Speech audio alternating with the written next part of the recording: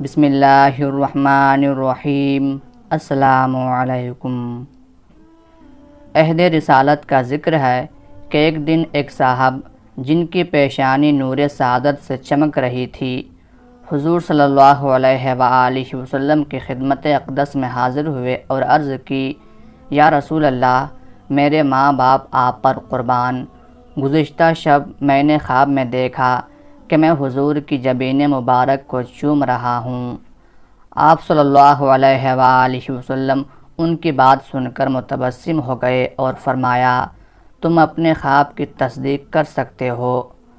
وہ صاحب حضور صلی اللہ علیہ وآلہ وسلم کا ارشاد سن کر فرط محبت سے بے خود ہو گئے اور والہانہ انداز میں آگے بڑھ کر فخر موجودات نبی رحمت صلی اللہ علیہ وآلہ وسلم کی جبین پاک کو چوم لیا۔ دیکھنے والوں کے لیے یہ ایک تحیر خیز منظر تھا۔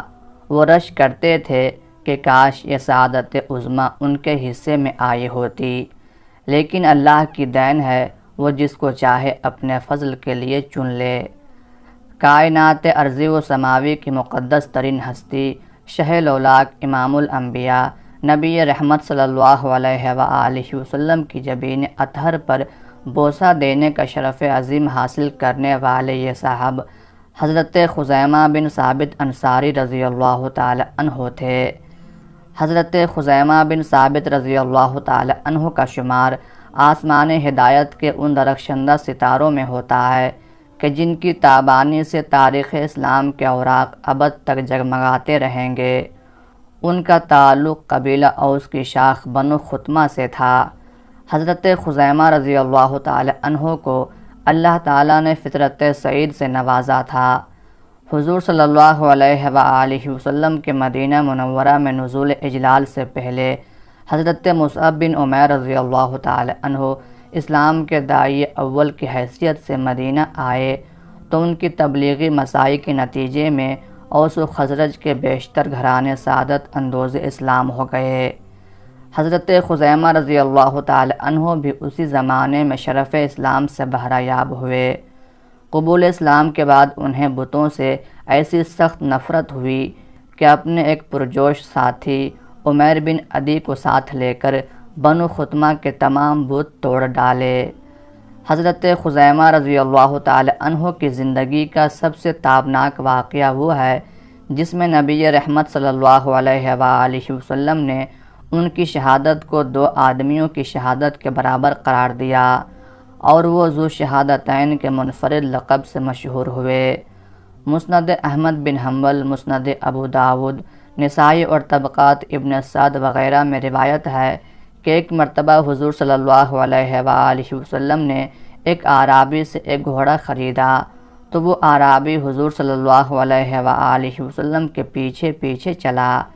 یہ سودا راستے میں کسی ایسی جگہ پر طے ہوا جو حضور صلی اللہ علیہ وآلہ وسلم کے کاشان اقدس سے کچھ دور تھی اور قیمت آپ صلی اللہ علیہ وآلہ وسلم کے پاس نہ تھی۔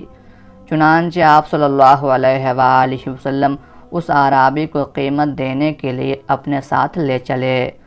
حضور صلی اللہ علیہ وآلہ وسلم نے چلنے میں جلدی کی تاکہ گھر جلد پہنچ کر قیمت ادا کریں، لیکن اعرابی نے چلنے میں سستی کی، یہاں تک کہ بہت پیچھے رہ گیا۔ اسی اثناء میں اس سے کچھ لوگ ملے اور اس سے گھوڑے کا بھاؤ تاؤ کرنے لگے۔ انہیں علم نہ تھا کہ حضور صلی اللہ علیہ وآلہ وسلم نے یہ گھوڑا خرید لیا ہے، یہاں تک کہ بعض لوگوں نے اعرابی کو اس قیمت سے زیادہ کی پیشکش کی جو حضور صلی اللہ علیہ وآلہ وسلم سے طے پا چکی تھی۔ اس پر اعرابی نے حضور صلی اللہ علیہ وآلہ وسلم کو بآواز بلند پکارا کیونکہ آپ صلی اللہ علیہ وآلہ وسلم آگے بڑھ چکے تھے۔ آپ یہ گھوڑا خریدتے ہیں یا نہیں، ورنہ میں اس کو دوسرے کے ہاتھ بیچتا ہوں۔ آپ صلی اللہ علیہ وآلہ وسلم نے اعرابی کی آواز سنی تو کھڑے ہو گئے، یہاں تک کہ اعرابی آپ کے قریب آ گیا۔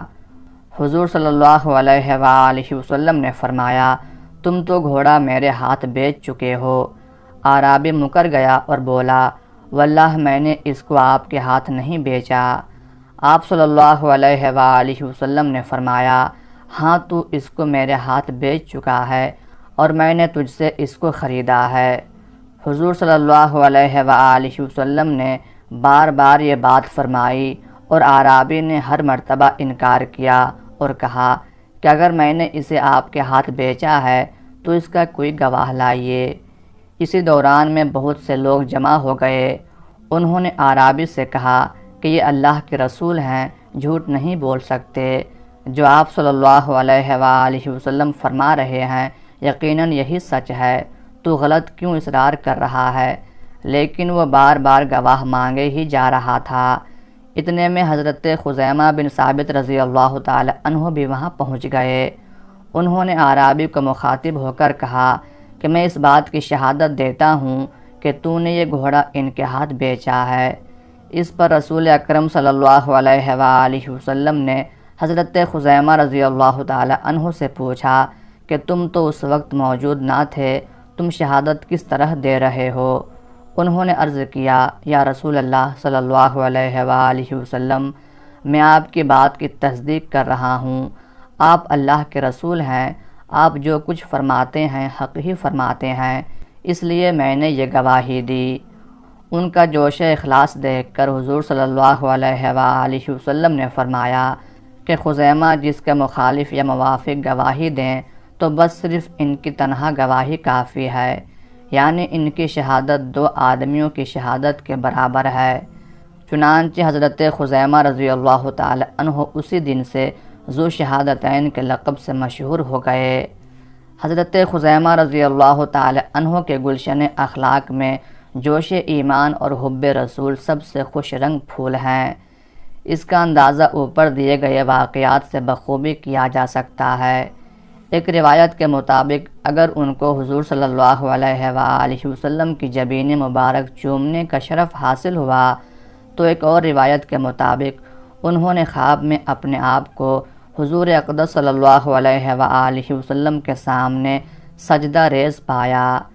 بیدار ہو کر حضور صلی اللہ علیہ وآلہ وسلم کی خدمت اقدس میں یہ خواب بیان کیا تو حضور صلی اللہ علیہ وآلہ وسلم نے اپنی جبین اطہر ان کی پیشانی سے مس فرمائی اور فرمایا، یہی تیرے خواب کی تعبیر ہے۔ فتح مکہ کے موقع پر وہ ان 10,000 قدسیوں میں شامل تھے جن کے بارے میں کتاب استثناء میں پیشین گوئی کی گئی تھی کہ وہ نبی آخر الزماں صلی اللہ علیہ وآلہ وسلم کے ہم رکاب ہوں گے۔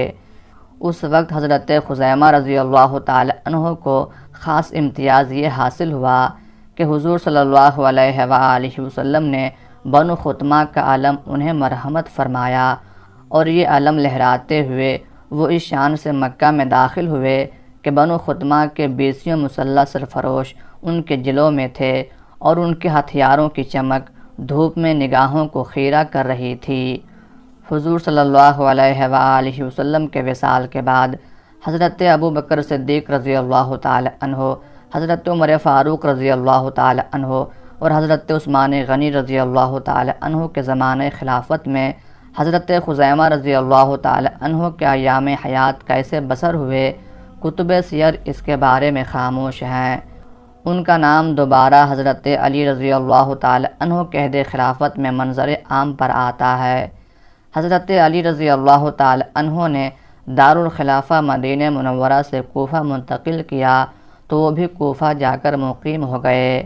36 ہجری میں جمل کی جنگ پیش آئی تو حضرت خزیمہ رضی اللہ تعالی عنہ حضرت علی رضی اللہ تعالی عنہ کے ساتھ تھے، تاہم انہوں نے اس لڑائی میں عملی طور پر حصہ نہیں لیا۔ اس کے بعد وہ جنگ صفین 37 ہجری میں حضرت علی رضی اللہ تعالی عنہ کے حامی تھے۔